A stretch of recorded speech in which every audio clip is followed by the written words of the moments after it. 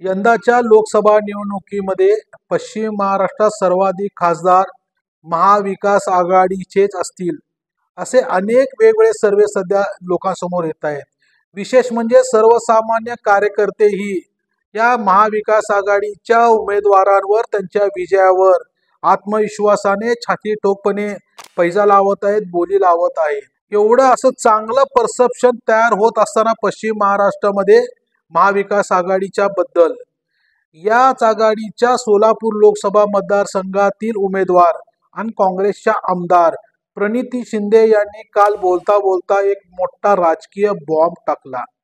प्रसार माध्यमांशी बोलताना त्या म्हणाल्या की की भाजप ईव्हीएमशी काही करू शकतं, यातून काही होऊ शकतं. आता याचा अर्थ काय? आणि सगळ्यात महत्वाचं म्हणजे आता मतमोजणीला 7 दिवस राहिलेल्या असताना त्या आत्ताच असं का बोलल्या?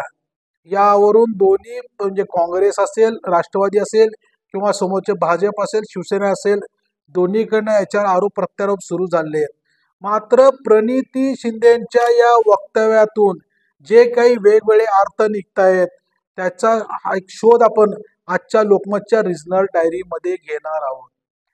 मंडळी, सगळ्यात महत्वाचं म्हणजे मतदान झाल्यानंतर संध्याकाळी जे रात्री खूप 8 व 9 वाजेपर्यंत अनेक ग्रामीण भागात अनेक मतदान केंद्रावर जी मतदारांची गर्दी होती, ही फक्त सोलापुरात नव्हती, माढ्यामध्ये होती, बाकीच्याही महाराष्ट्रातल्या जिथे इथं मतदान झालं त्या ठिकाणी होती. त्यामुळं जी ती वाढलेली जी मतदानाची आकडेवारी आहे ती दुसऱ्या दिवशी निवडणूक यंत्रणेनं जाहीर केली. या वाढलेल्या आकडेवारीवरही सोलापुरात काँग्रेसनं संशय व्यक्त केला आणि तशा पद्धतीची भावना व्यक्त करणारं पत्र त्यांनी जिल्हाधिकाऱ्यांना दिलं. त्यावेळी सोलापुरामध्ये जवळपास 34,986 एवढी मतं दुसऱ्या दिवशी वाढल्याचं, म्हणजे नंतर संध्याकाळी 6 नंतर जे मतदान झालं ती आकडेवारी निवडणूक यंत्रणेनं जाहीर केली होती. हा आकडा काँग्रेससाठी सध्या भीतीदायक असा ठरतोय की काय, अशी चर्चा सुरू झाली होती. त्यानंतर 20 दिवस उलटून गेले. 7 मेला पत्र दिलं त्यांनी.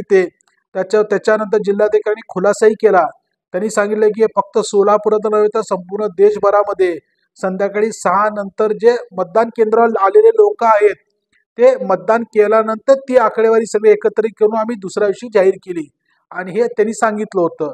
त्याच्यानंतर आता 20 दिवसांनी प्रणिती शिंदे म्हणतायत की भाजपने टीका केली. भाजपनं यंदा पोलरायझेशन केलं, म्हणजे 2 धर्मांमध्ये जातीय तेढ निर्माण होईल अशा पद्धतीचं प्रक्षोभक भाषणं करून, वक्तव्य करून त्यांनी जास्तीत जास्त त्यांना हवं तसं मतदान करून घ्यायचा प्रयत्न केला. मात्र लोक त्याला आता कंटाळीत, लोकांनी आपल्यालाच मतदान केलं आहे. विशेष म्हणजे गेल्या 20 दिवसात बरेच लोक त्यांना सांगतायत म्हणे की आमचं मतदान तुम्हालाच आम्ही केलंय, मात्र ईव्हीएमवर लक्ष ठेवा. आणि त्यामुळे आता प्रणिती शिंदे म्हणाल्यानंतर त्यांच्या पक्षाचे शहराध्यक्ष चेतन नरोटे असतील आणि त्यांचे बाकीचे सहकारी असतील, त्यांनी तातडीनं जिल्हाधिकारी कार्यालयाजवळ निवडणूक यंत्रणेला एक पत्र दिलं. या पत्रात त्यांनी असं म्हटलं आहे की रामवाडी गोडाऊन परिसरामध्ये सोलापूर लोकसभा आणि माढा लोकसभा मतदारसंघातील दोन्हीही हजारो यंत्र तिथं ठेवलेत, ईव्हीएमची जे मतदान झाली आहेत. मतमोजणीची प्रक्रिया होईपर्यंत या रामवाडी गोडाऊन मध्ये जामर लावावा, जेणेकरून वायफाय अथवा बाकीच्या यंत्रणेद्वारे हॅक करून ही ईव्हीएमची यंत्र आहेत हॅक करून यात छेडछाड करून विरोधकांना जसं हवं तसं काही होता कामा नये, करता कामा नये. आता यातून 2 अर्थ निघालेत की 20 दिवसानंतर काँग्रेसला आजच असं का वाटावं की या ठिकाणी हॅक होऊ शकतं, आणि दुसरं की मतमोजणीला 7 दिवस असतानाच असं का वाटावं.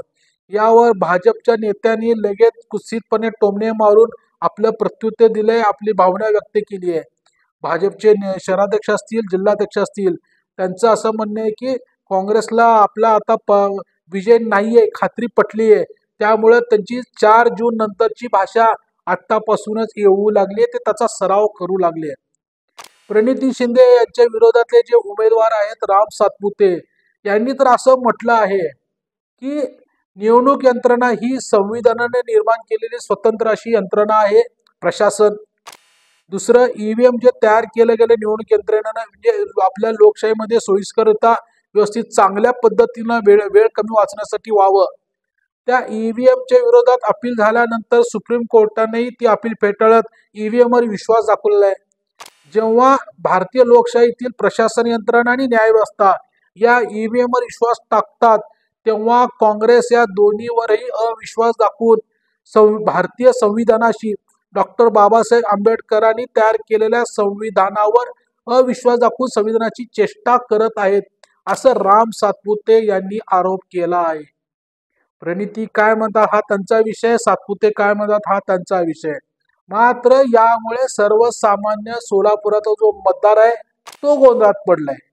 आपण कुणाला मतदान केलं आणि ते मतदान खरंच आपलं स्पष्ट होणार आहे का, असा वैचारिक गोंधळ जो मतदारांमध्ये निर्माण झालाय, त्याचं उत्तरही आता या निवडणूक यंत्रणेलाच द्यायचं आहे आणि ते देतीलही. मंडळी, आजच्या या सगळ्या जो प्रणिती शिंदेच्या या वक्तव्यानं जो काही आता वाद सुरू झालाय सोलापूर लोकसभा मतदारसंघामध्ये, ह्याच्यामध्ये अजून एक असा उपप्रश्न असा तयार होतोय की फक्त प्रणिती शिंदेनाच असं वाटतंय का सोलापूर लोकसभा मतदारसंघामध्ये ईव्हीएम हॅक होतील, बाकीच्या ठिकाणी जर होणार असतील तर बाकीच्या उमेदवारांनी तशी भीती का व्यक्त केली नाही, ही भीती फक्त सोलापुरातच का वाटत आहे, याचंही उत्तर आता काँग्रेसच्या कार्यकर्त्यांना नेत्याला द्यावं लागणार आहे. कारण याच्यात एक गंमत अशी आहे, ज्या दिवशी मतदान झालं 7 मेला, त्या दिवशी काँग्रेसच्या नेत्यांनी अत्यंत आत्मविश्वासाने सांगितलं होते की कोणत्याही परिस्थितीमध्ये प्रणितीताई शिंदे कमीत कमी 1,00,000 ते 1,25,000 मतांनी निवडून येतील. नीट समजून घ्या. आणि आता 20 दिवसानंतर ते म्हणतात की भाजप ईव्हीएमशी काही करू शकतं. याचा अर्थ 20 दिवसामध्ये असा त्यांना कोणता शोध लागला की त्यांच्या मतांमध्ये आता परिवर्तन होत चाललेलं आहे. याचे उत्तर आता लोकांना हवंय, पण या सगळ्या गोष्टीचं उत्तर आपल्याला मिळणार आहे 4 जूनलाच. तोपर्यंत प्रणिती काय म्हणतात किंवा भाजप नेते काय म्हणतात हे आपल्याला महत्वाचं नाहीये. जनता काय म्हणते हे आपल्याला 4 जूनला कळणार आहे, हे मात्र निश्चित. धन्यवाद. नमस्कार.